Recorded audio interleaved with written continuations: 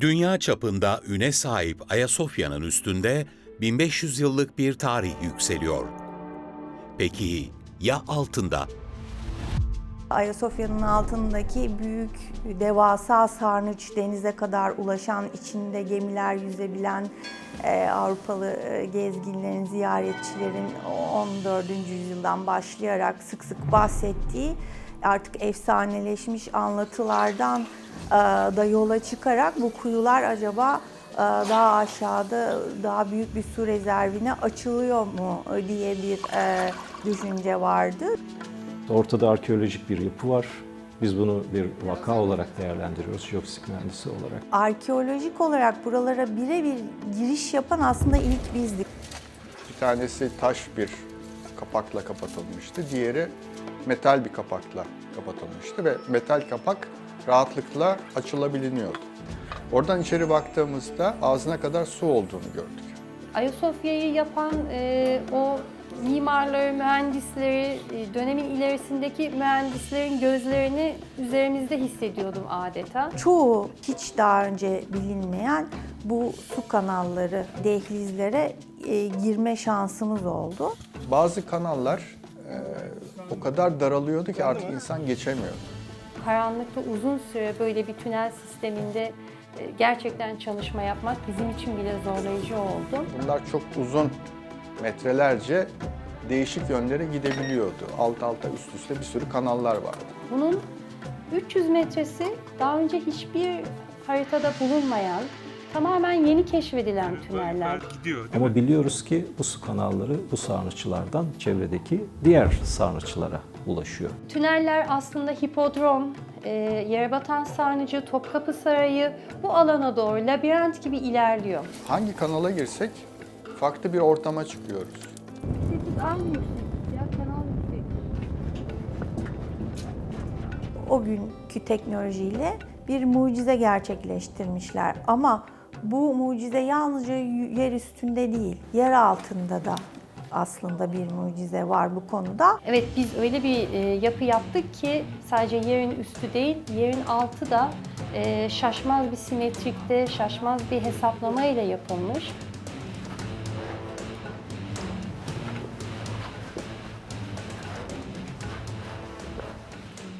Tarihi yarımada adından da anlaşılacağı gibi üç tarafı denizle kucaklanmış bir kara parçası. Ancak nispeten yakın tarihli araştırmalar gösteriyor ki eski İstanbul'un 3 değil 4 tarafı sularla çevrili. Aslında çalışmalarımız bizim çok uzun bir geçmişe dayanıyor ve bu süre içinde eklemlenerek, büyüyerek devam etti. Merkezini Ayasofya oluşturuyor tabii çalışmaların. 2005 yılında İtalya'da Roma 1'deki doktoramı tamamladıktan sonra İstanbul Teknik Üniversitesi'nde çalışmaya başladım ve o zaman ilk projem, araştırma projem olarak, bilimsel araştırma projesi olarak da kabul görmüştü üniversitemizden. 2005 yılında başladı. Ayasofya ile ilgili olarak aslında biz ilk kuyulardan başladık diyebilirim. Ayasofya'nın Naos'da bulunan iki kuyusuna, bir ana nefte bir de yan nefte bulunan daha doğrusu iki kuyuda dalış yaparak başladık. Su dolu, içleri 10 metre civarında. Şimdi biz su yollarını araştırırken Ayasofya'nın içinde 2 tane kuyu olduğunu tespit ettik.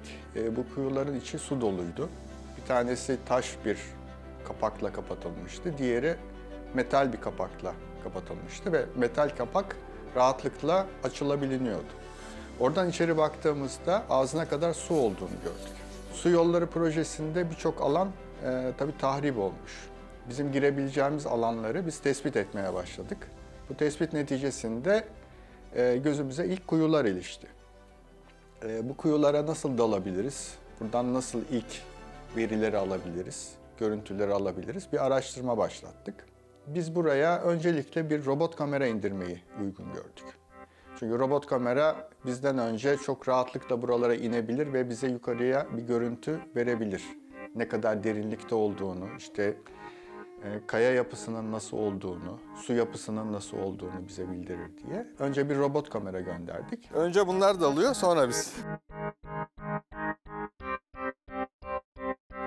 Sonra bunların görüntülerini aldıktan sonra buranın dalınabilir olduğunu belirledik ve tüpleri burada yukarıda bırakarak uzun hortumlarla aşağıya inmeye başladık.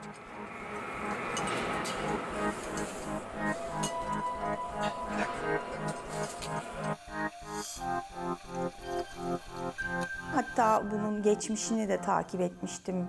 100 yıl önce Antonio Edes'in yazdığı kaynaklarda da yine aynı seviyede sudan bahsedildiği için bu bizim çok ilgimizi çekmişti ve işte bu Ayasofya'nın altındaki büyük devasa sarnıç, denize kadar ulaşan, içinde gemiler yüzebilen Avrupalı gezginlerin, ziyaretçilerin 14. yüzyıldan başlayarak sık sık bahsettiği artık efsaneleşmiş anlatılardan da yola çıkarak bu kuyular acaba daha aşağıda daha büyük bir su rezervine açılıyor mu diye bir düşünce vardı. Tabii bu ilk projenin hedefi Ayasofya'nın yeraltı yapılarını aslında ortaya çıkartmaktı. Şimdi burada şöyle bir sürprizle karşılaştık.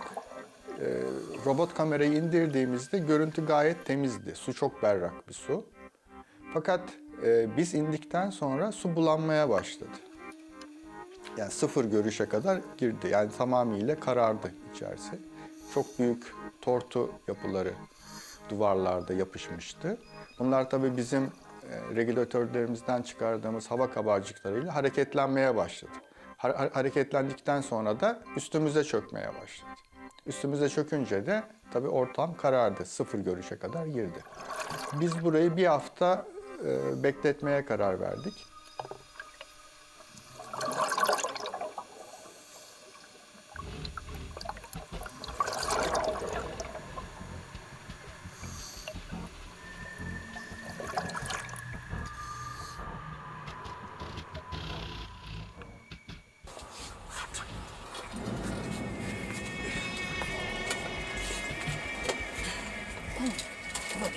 Siz de tutun onu.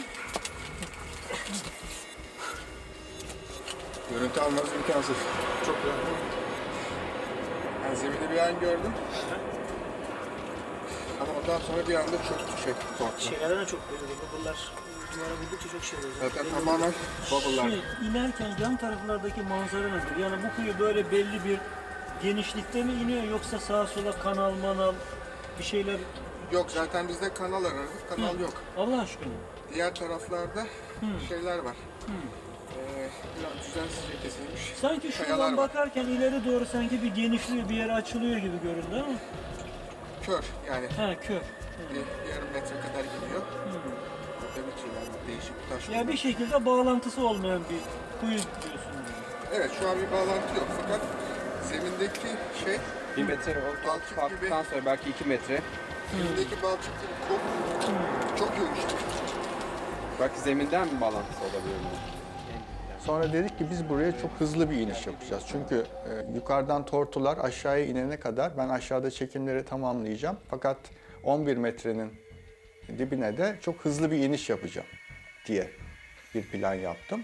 Nitekim bir hafta sonra o planı uyguladığımda iyi bir sonuç aldım. Yani oradan ilk etapta biz iyi görüntüler almak istiyorduk. Çünkü zeminde robot kamerada görüntüde bir kovaya benzeyen bir materyal vardı. Zemine de baktığımızda zemin balçıktı. Kalın bir balçıktı. Zemine hızlı bir iniş yaptım ve birkaç fotoğraf çekebildim orada. O birkaç fotoğraf neticesinde de karşıma zaten ilk o kova karşıma çıktı. Fakat kova o kadar çürümüş ki dokunduğum anda dağıldı. Sadece üst kulbu kaldı ortada. Zeminde çok sayıda cam ve metal eşyanın olduğu, hatta birkaç tane su matarası ve bu su mataraları Fransız ve İngiliz malı mataralar olduğu ortaya çıktı.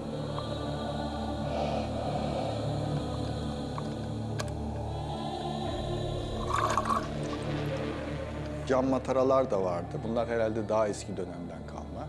Ayasofya'nın içindeki aydınlatmanın cam parçaları aşağıya düşmüştü. Onları gördük. Tabii çok büyük bir kaya yapısı bu. Bu kayayı çok güzel oymuşlar. Zeminde çok kalın bir balçık vardı. Bu balçığın ne kadar aşağı gittiğini tabii ortaya çıkaramadık.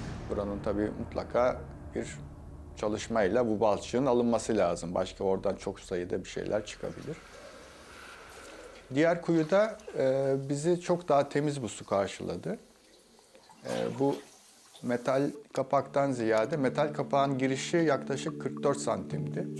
Oradan biraz zor geçmiştik ama diğer kapak daha genişti, diğer kuyunun kapağı. Buraya girdiğimizde duvarların kaya değil, mermer taştan oyulma daha temiz bir kuyu olduğunu gördük. Buraya indiğimizde su her zaman berraktı. Buradan her zaman için daha iyi görüntüler aldık. Bu daha sığdı bu kuyu. Daha temiz bir su vardı ve zeminde de bazı yanmış ahşap parçaları bulduk. Bu ahşap parçalar da büyük olasılıkla Ayasofya'nın ilk dönemlerinde yangından kalan ahşap parçalar olduğuna kanaat getirdik.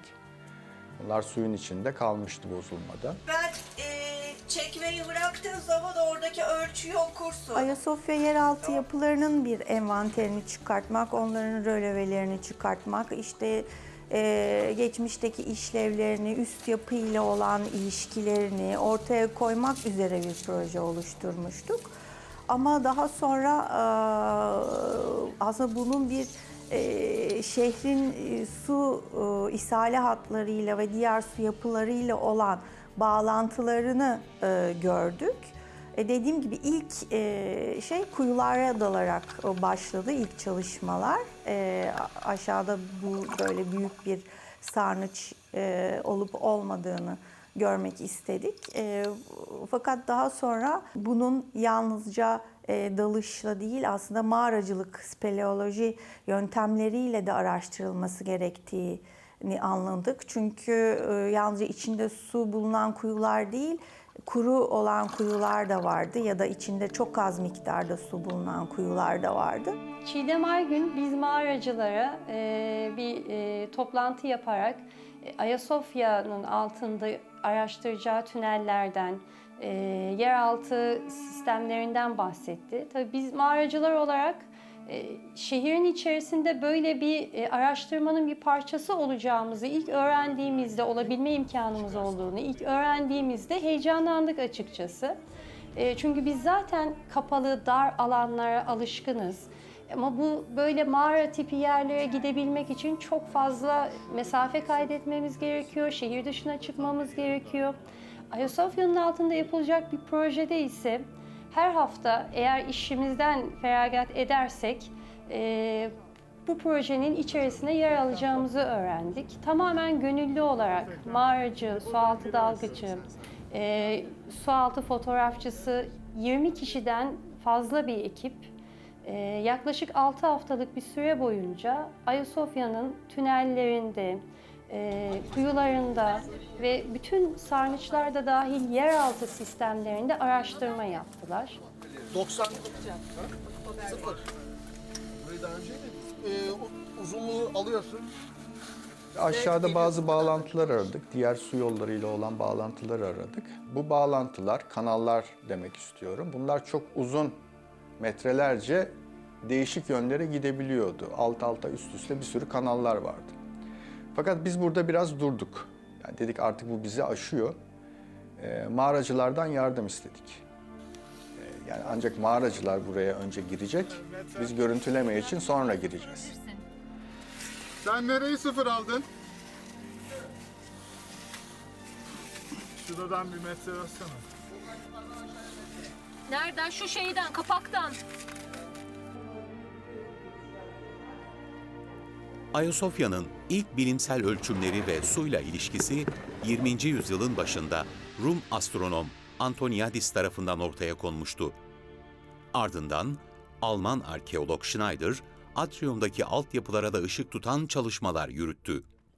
Amerikalı mimar Emerson ise iç narteksin altındaki yapıların planını ilk kez yayınladı. Bir diğer meslektaşı Van Nuys da bazı altyapı elemanlarını 1950'lerde kayda geçirdi. 2005 yılında İTÜ'den Doktor Çiğdem Özkanay gün başkanlığındaki geniş ekibinse sadece 3 günlük yasal izni vardı. Bu nedenle Azpek mağaracıları durup dinlenmeden çalıştı. Bu araştırmalarda sadece girip bakmak, fotoğraflamak veya video çekmek değil, aynı zamanda tek tek santim santim bütün tüneller ölçüldü.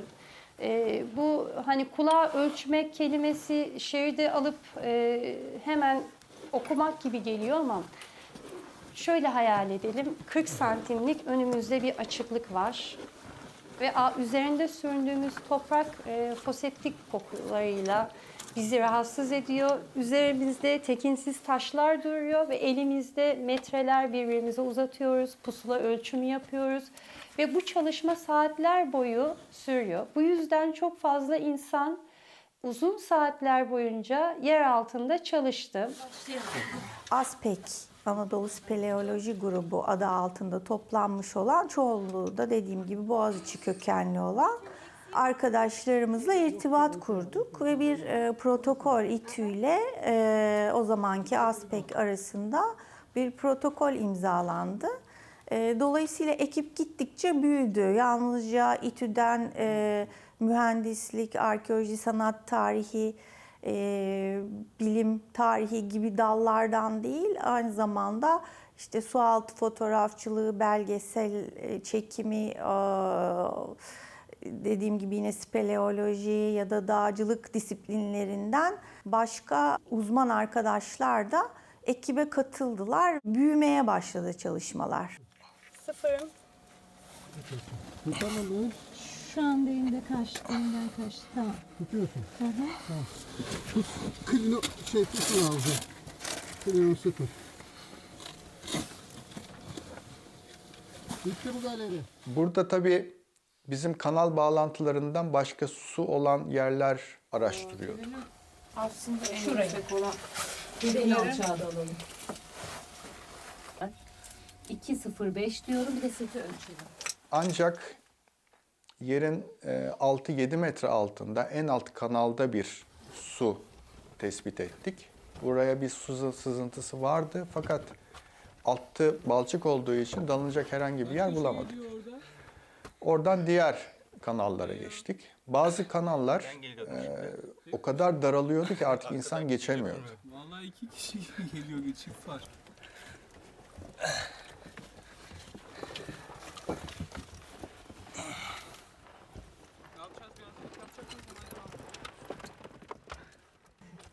Karanlıkta bu ışıkla çekmeyebilir. Hangi taraftı?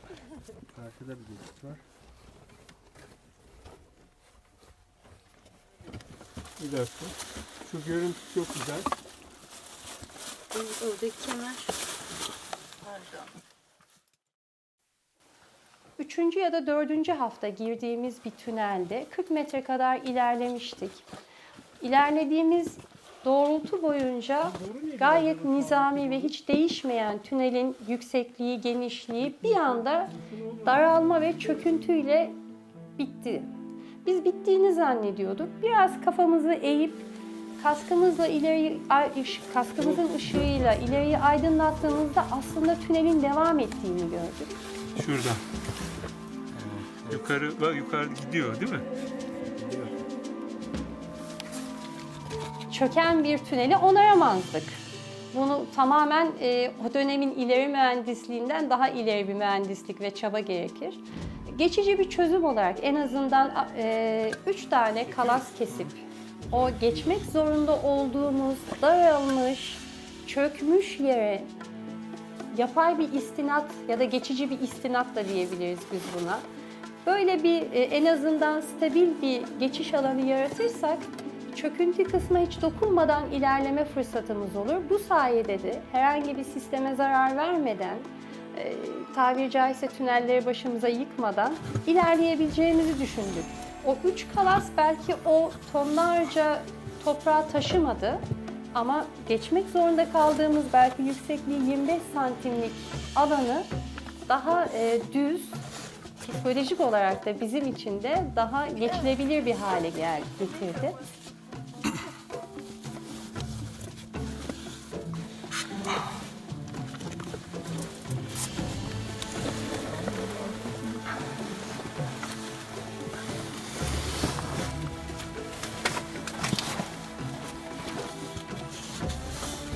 Evet, tıkandı. Tıkandı mı?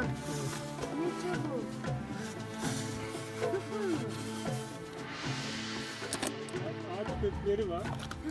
Bak boru, çünkü burası bak gittikçe yükseliyor zemin. Orada daha yüksek bu ara şu şey. Başladığımızda daha fazlaydı. Burada azaldı. Çünkü meyil buraya doğru. Su buradan gelip buraya gidiyor.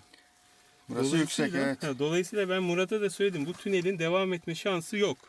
Çünkü yükseli bir yerden çıkması lazım. Yüzeye çıkacak bu eninde sonunda. Tabii buralara kameralarla girmek, ışık sistemleriyle girmek çok kolay değil. Çoğu yeri sürünerek geçiyoruz.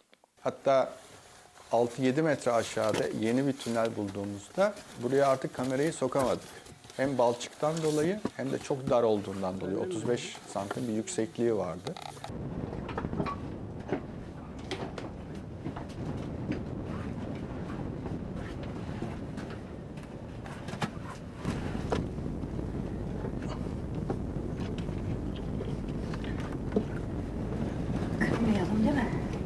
Biz şunun farkındayız. Aslında böyle mimari kültürel değerlerimizi hizmet etmek, onlara faydalı bir şey yapmak, onları araştırmak ve nelerin eksik, nelerin yanlış gittiğini göstermekle oluyor. Ya da o bu muydu? Bak şöyle diyeyim. Bu seviyede, bu herhalde yukarıdan düşmüş diye tahmin ediyorum. Yukarı bir tane daha koymuşlar. Ya da bunun altından devam ediyor ama zannetmiyorum. Bence bu yukarıdan düşmüş bir şekilde. Yukarıya bir tane daha koymuşlar.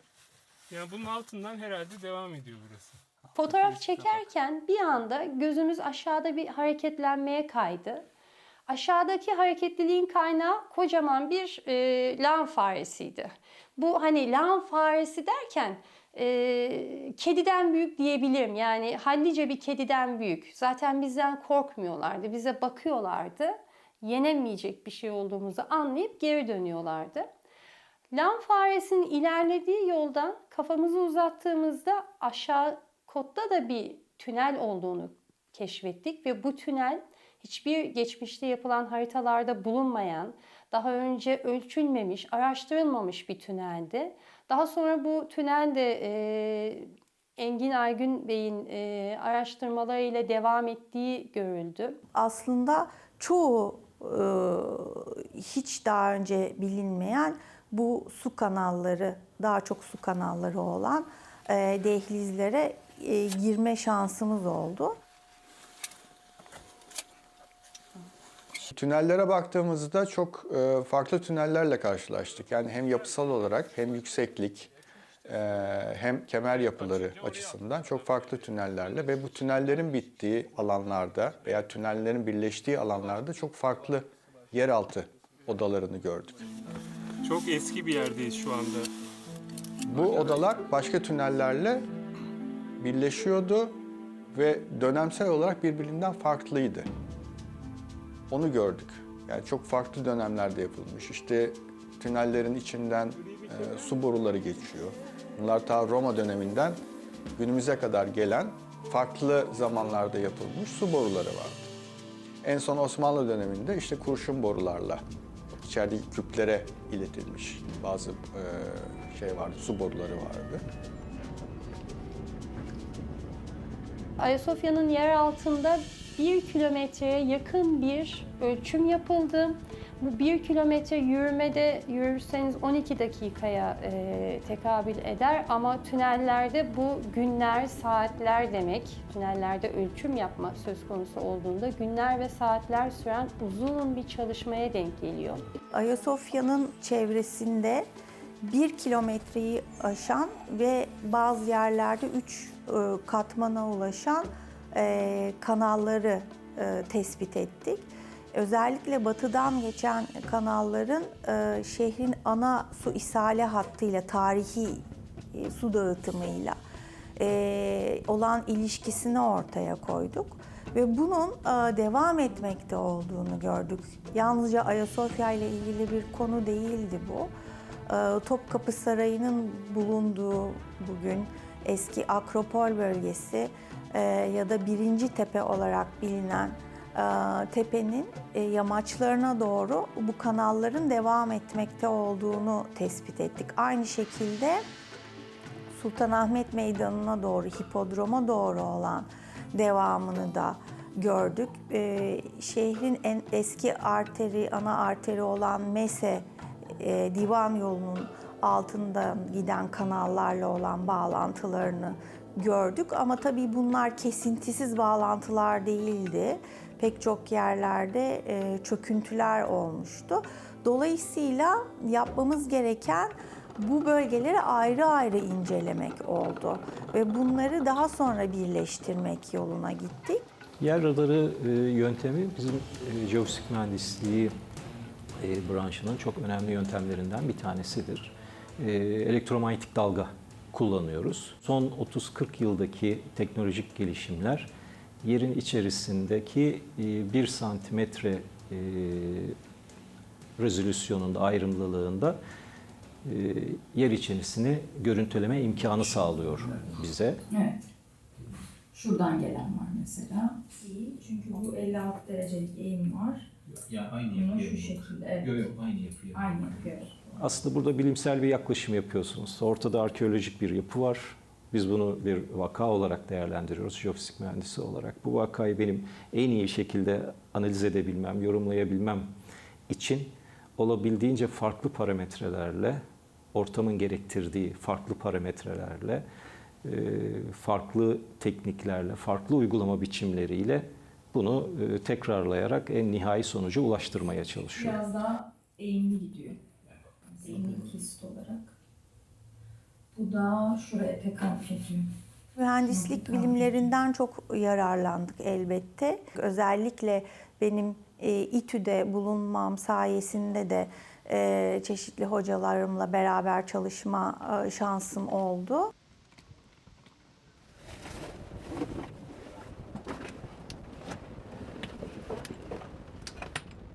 Ayasofya'da aslında daha önceki Ayasofya müdürlerinin araştırmaları sırasında bahsetmiş oldukları iç narteksin altındaki yapı ya da kuzey bahçesinde yer altında bulunan yapı ile ilgili küçük bilgiler aslında vardı. Biz bunları yeniden çalıştık. Özellikle kuzey bahçesinin altında bulunan ve bugüne kadar hipoje olarak isimlendirilmiş olan yeraltı yapısıyla ilgili olarak bir makale hazırladık.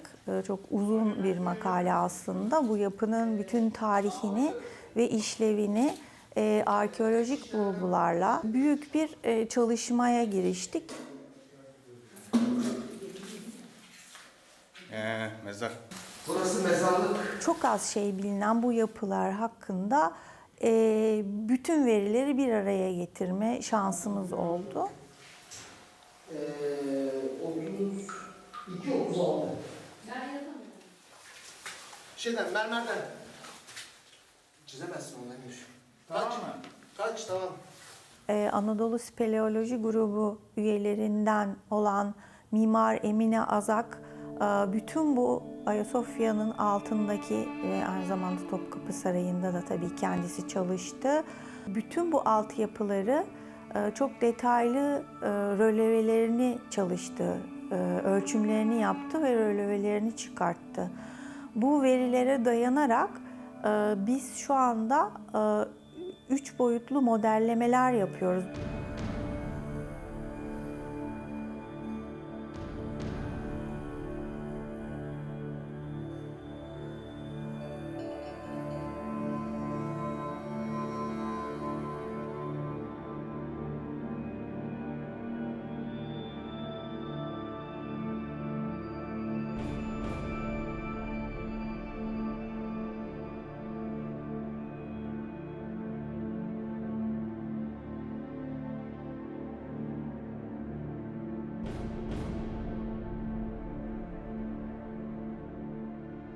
Yapının dört tarafında da müsait olan yanlarında, etrafında verileri topladığınızda onları belirli aralıklarla, sıklıkla biz topluyoruz. Örneğin 50 santimde bir toplayarak böylece 3 boyutlu olarak bir görüntü ortaya çıkarabilirsiniz. O su kanallarının nasıl devam ettiğini, hangi istikamette, hangi derinlikte hatta hangi eğimde devam ettiğini yakalayabiliyoruz.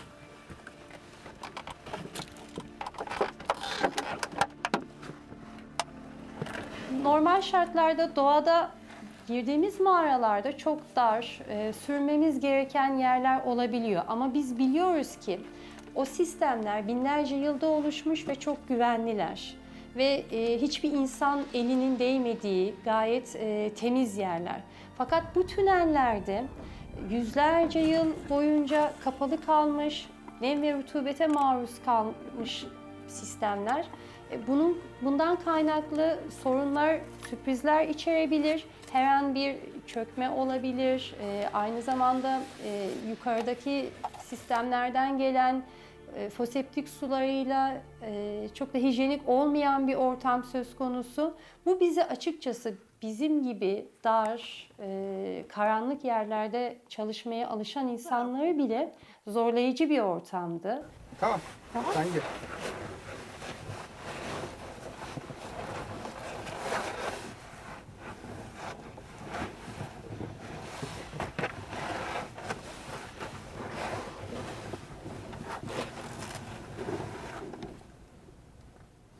Burası direkt açık hava bahçe. Tabii tabii. Kapağı bile yok yani tahminen. Çünkü pislik var bir sürü orada. Üst kanal açık orada. İç narteksin altındaki sarnıçtan başladık. Bu sarnıca büyük bir kapak açılarak giriliyor. Bu kapak gıcırtıyla açılırken Ayasofya'da kimse yoktu. Çünkü yine bir pazartesi günü müze olduğu zaman da yine sadece bakım, onarım çalışmalarıyla ilgileniliyordu. Kapağın etrafında Çiğdem Aygün, Engin Aygün ve 6 mağaracı hep beraber merakla bekliyorduk. Hepimiz kapağın altından ne çıkacak diye kafamızı eğmiş bekliyorduk. O gıcırtılı açılıştan sonra aşağıda bir anda bir sarnıç sistemine benzeyen, o zaman benzediğini zannediyorduk. Aşağı indiğimizde gerçekten bir sarnıç olduğunu gördük. Bodur nişleri karşılıklı birbirine baktı ve dibindeki balçığın kurumuş hafif ıslak nemli toprak gibi biriktiği bir yapı gördük.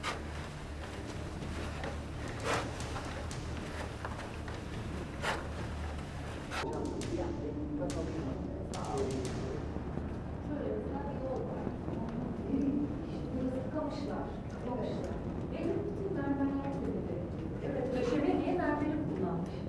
Direkt mermer. O da çok enteresan. Yani döşeme yok. Burada da süzüm kaidesi var. Evet. Bu tüneller ayrıca şeye de çıkıyor. Yani sınırın dışına, Ayasofya'nın duvarının dışına kadar çıkabiliyor. Yani dışarı çıktığımızda şunu anlıyorduk. Yol hizasına kadar gelmişiz. Fakat bazı kanallar, mesela yeni işte İSKİ'nin yaptığı kanallarla örtüşüyordu. Bazıları o yüzden de bozulmuş. Bazı kanallar kapanmış o şekilde. Sağa giden kola yakın mısınız?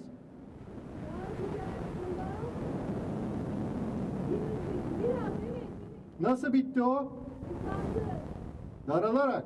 Ayasofya'nın batısından geçen kanallar ki burada 3 adet ana kanal var. Çeşitli derinliklerde bunlar. 3 metreden 5 metreye hatta 6 metreye kadar inen kanallar söz konusu. Bunlar da şehrin ana su arterleriyle bağlantılı olan kanallar. Binanın altına doğru devam eden kanalların büyük bir çoğunluğu aslında aynı zamanda drenaj kanalları. Bu kanalların içinden çeşitli dönemlere ait farklı tipte boru sistemleri geçiyor. Tabii ilk olarak künkler var. Bu künkler hem Bizans hem Osmanlı zamanından kalan künkler. Kurşun borular var, yine eş zamanlı olabilecek olan ve daha sonra da 19. yüzyıl itibarıyla da demir borular var. Bu kanalların içinden geçen bu boru sistemlerinden temiz su tabii ki aktarılıyordu. Fakat boruların dışında kalan kısımdan da drenaj yapılıyordu. Yani atık sular bertaraf ediliyordu. Çatılardan gelen sular ayrı bir sarnıç sisteminde toplanıyordu. Ama aynı zamanda binanın örneğin temizliğinde kullanılmış olan sular drene ediliyordu. Yani binadan uzaklaştırılıyordu. Aslında klimatizasyon içinde, yani havalandırma içinde kullanıldığı düşünülüyor. Çünkü benzer bir sistemi Süleymaniye'de de örneğin görüyoruz.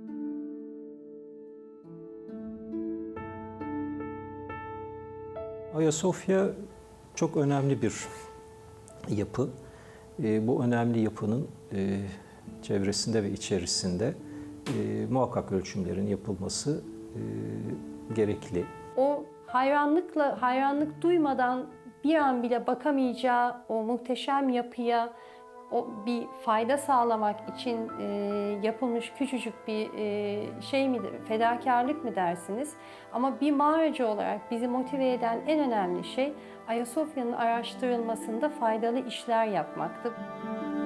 Bu yaptığımız detaylı çalışmaları özellikle Ayasofya'nın batı bahçesinde, batı tarafında eski atriumun altında bulunan yapılarla ilgili olan kısımları da içeren şekilde yeniden ortaya döküyoruz ve herkesin ulaşabileceği bir bilgi birikimi haline getirmeye çalışıyoruz. 2005 yılında İTÜ önderliğinde başlayan ve farklı disiplinlerin önemli katkılarıyla genişleyen araştırma, Yarımada'nın karanlık yüzüne tutulan ilk ayna. Ve belki de o aynada göreceklerimiz henüz bitmedi. Tarihi Yarımada'nın altında keşfedilmeyi bekleyen pek çok sır var.